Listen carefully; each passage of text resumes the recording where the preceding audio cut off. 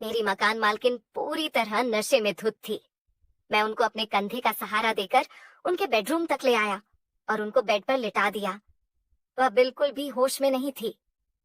मैं उनको लिटाकर जैसे ही जाने लगा, वो मुझसे बोली, बेटा दरवाजा बंद करके मेरे पास आओ, मुझे तुमसे एक जरूरी बात करनी है। मैंने उनसे कहा, आंटी अभी आप बहुत नशे में हैं, आप थोड़ी देर आराम कर लीजिए, मैं उसके बाद आपके पास आता हूँ। इतना कहकर मैं वहां से जाने लगा। उन्होंने तुरंत मेरा हाथ पकड़ लिया और मुझे अपनी तरफ खींच लिया। वह बोली, बेटा तुम्हें तो पता ही है कि तुम्हारे अंकल कुछ सालों पहले मुझे छोड़कर चले गए थे। मैं बहुत महीनों से इस सुख के लिए तरस रही हूँ और अब तुम भी मुझे छोड़कर जा रहे हो। प्लीज मेरी बात मान जाओ। मैंने कहा, नहीं आंटी, ये बिल्कुल गलत है और मैं ऐसा बिल्कुल भी नहीं करूंगा। उन्होंने मुझे लालच देते हुए कहा, अगर तुम मेरी बात मान जाओ तो मैं तुम्हें एक ऑफर देना चाहती हूँ। मैंने कहा, मैं समझा नहीं आप किस तरह की ऑफर की बात कर रही हो। वो बोली, अगर तुम मेरी बात मान जाओ और मेरे साथ वह कर लो तो तुम्हारी बहन की शादी के लिए जितने पैसों की जरूरत होगी मैं वह सब दे दूंगी। आंटी की यह बात सुनकर मैं बहुत ही खुश हो गया था। मैंने सोचा, अगर मैं आंटी का यह ऑफर स्वीकार कर लूंगा तो मेरी बहन की शादी के लिए मुझे पैसे भी मिल जाएंगे और साथ ही साथ मजे भी कर लूंगा।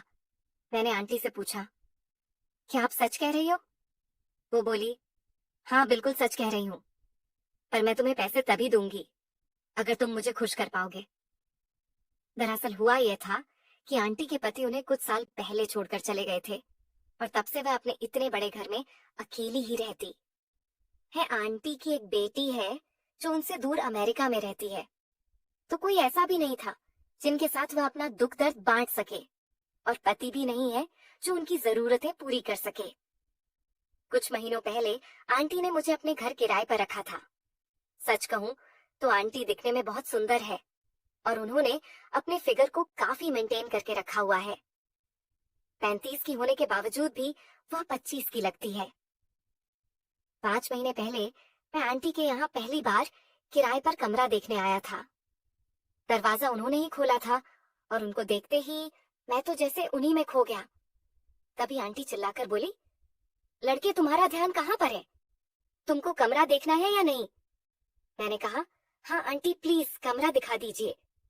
उसके बाद आंटी मुझे कमरा दिखाने के लिए ले गई। वह मेरे आगे चल रही थी और मैं उनके पीछे चल रहा था। मेरी नजर तो बस एक ही चीज पर टिक गई थी। मैंने कहा, आंटी आपका कमरा तो बहुत ही बड़ा है और अच्छा भी है, मैं कल ही अपना सामान लेकर यहाँ रहने आ जाऊंगा। आंटी बोली, अगर यहाँ रहना है तो कुछ नियमों का पालन भी करना पड़ेगा। मैंने पूछा, कैसे नियम? आंटी बड़े ही मस्ती भरे मिजाज में बोली, जब भी मैं तुम्हें अपने कमरे में बुलाऊंगी तो तुम्हें आना पड़ेगा। मैं तुमसे जो कुछ भी करने के लिए बोलूंगी तुम्हें वह सब करना पड़ेगा। मैंने कहा, ठीक है आंटी जी, मैं आपकी सारी बातें मानूंगा। पर मैं यही सोच रहा था कि अचानक से आंटी को ये क्या हो गया है? वह मुझसे इस तरह की बातें क्यों कर रही है? मुझे भी कोई दिक्कत नहीं थी क्योंकि वह वाकई में काफी खूबसूरत थी। उन्हें देखकर मुझे भी कुछ कुछ होने लगा था। उसके अगले ही दिन मैं अपना सारा सामान लेकर शिफ्ट हो गया था। शाम को आंटी ने मुझे अपने कमरे में बुलाया। जब मैं उनके कमरे में गया तो मैंने देखा कि आंटी कोई पिक्चर देख रही थी और उनके सामने वाली टेबल पर शराब की एक बोतल रखी हुई थी। वो मुझे देखकर बोली, हाँ बेटा मेरे पास आकर बैठो, और हम दोनों बातें करने लगे। वह मुझसे बोली, तुम्हारा सारा सामान सेट हो गया है या अभी भी कुछ बाकी रह गया है? मैंने कहा, सब कुछ हो गया है आंटी, बस कुछ छोटा मोटा सामान लाना बाकी रह गया है। उन्होंने कहा, अच्छा कोई बात नहीं, यहाँ मेरे पास आकर बैठो। उसके बाद मैं उनके सामने वाले सोफे पर जाकर बैठ गया। आंटी बोली, बेटा इतना दूर दूर क्यों बैठ रहे हो, यहाँ आकर बैठो ना। मैंने कहा, नहीं आंटी, मैं यहीं ठीक हूँ। आंटी बोली, अगर तुम यहाँ नहीं आओगे तो मैं ही तुम्हारे पास आकर बैठ जाऊंगी। और इतना कहकर वह मेरे बगल में हिसक कर बैठ गई। मुझे ये सब बहुत अजीब लग रहा था। मुझे समझ में नहीं आ रहा था कि आंटी के दिमाग में क्या चल रहा है। मुझे असहज महसूस करता देख आंटी बोली, क्या हुआ तुम्हें? क्या तुम्हें औरतों के पास बैठना अच्छा नहीं लगता है? मैंने कहा, वो बात नहीं है आंटी, पर आप ऐसे अचानक मेरे पास आकर बैठ जाएंगी, ये मैंने कभी सोचा नहीं था। आंटी बोली, कोई बात नहीं। अच्छा, अब ये बताओ तुम्हारा नाम क्या है? मैंने कहा, आंटी जी मेरा नाम करण है। आंटी बोली, करण सबकी जिंदगी में कुछ ना कुछ पहली बार ही होता है। और बात करते करते उन्होंने मेरा हाथ पकड़ लिया, पर मैं उन्हें कुछ बोल भी नहीं पा रहा था। आंटी बोली, करण, तुम तो जानते ही हो ना कि मेरे पति मुझे 1 साल पहले ही छोड़कर चले गए थे और तब से मैं बिल्कुल अकेली हो चुकी हूँ।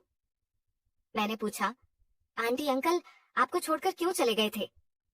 आंटी बोली, जब मेरी बेटी पैदा हुई थी तब डॉक्टर ने मुझसे कहा था कि अब मैं दोबारा कभी मां नहीं बना पाऊंगी। और ये बात सुनकर मेरे पति बहुत उदास हो गए थे, क्योंकि उनको हमेशा से एक बेटा चाहिए था।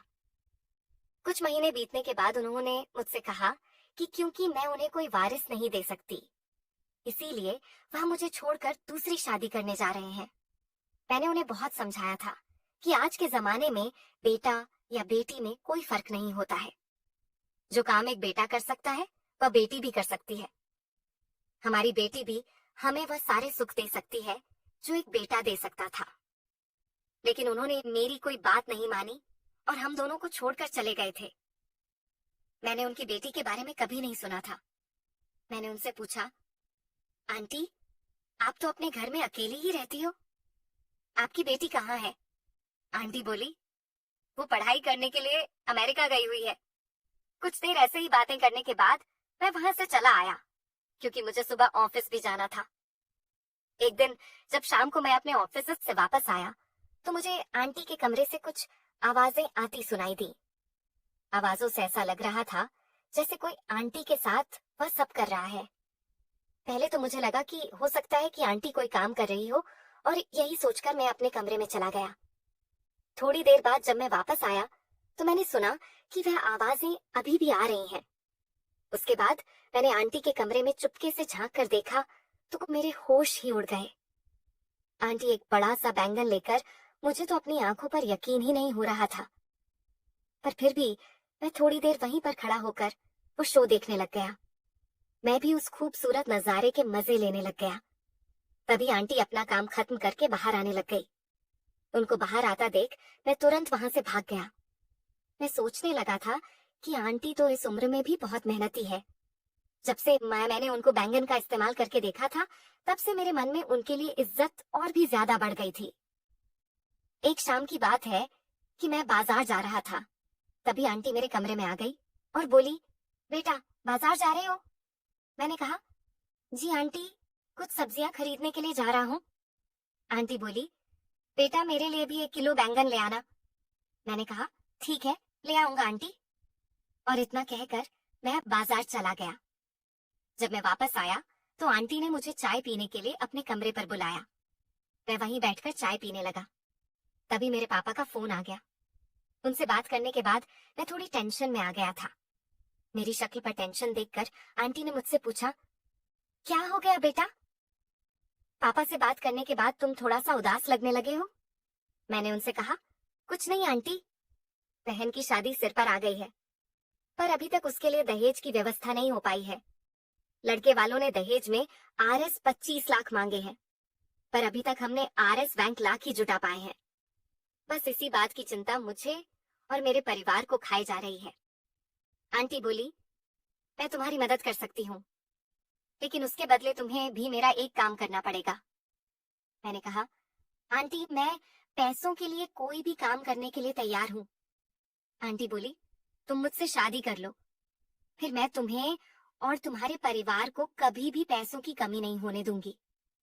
मैं उनकी बात सुनकर हैरान रह गया था। मैंने कहा, आप ये क्या बोल रही हो आंटी? मैं आपसे शादी कैसे कर सकता हूँ?